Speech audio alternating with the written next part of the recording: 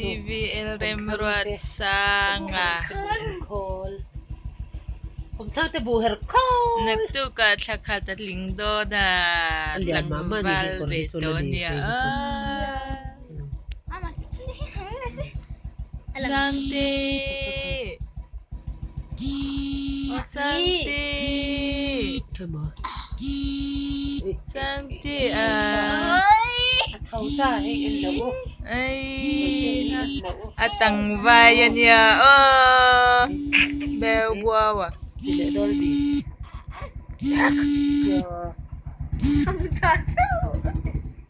iya at thâu ma vậy te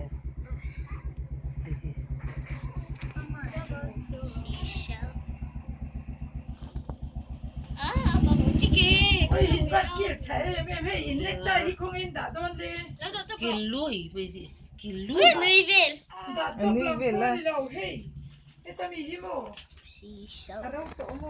Santi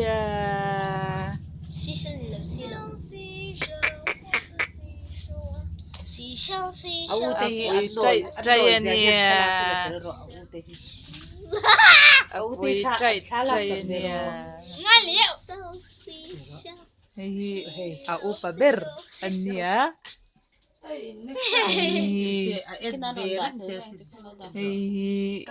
Au tia ani. Molutuk. Cantia. Chana. Video kan la Amita ka kan la Jodi ara ni hi tuna to khani je ring ka sha en te ji ai bol sa so pai ro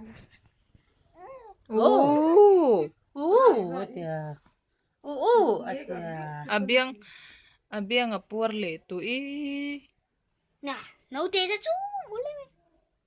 Không ai khúc ka đâu te te Amel hiya. tu mo le be la vanal sin Vâng. Mình nghe sẽ là. vanal shuai zin ma lel sem vanal shuai zin kapu yati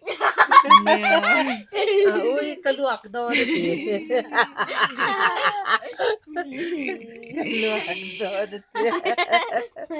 Sang tia kamel chabir tiru Atinerim.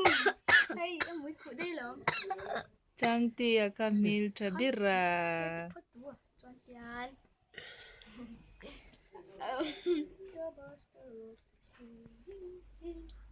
ka ko ban sik to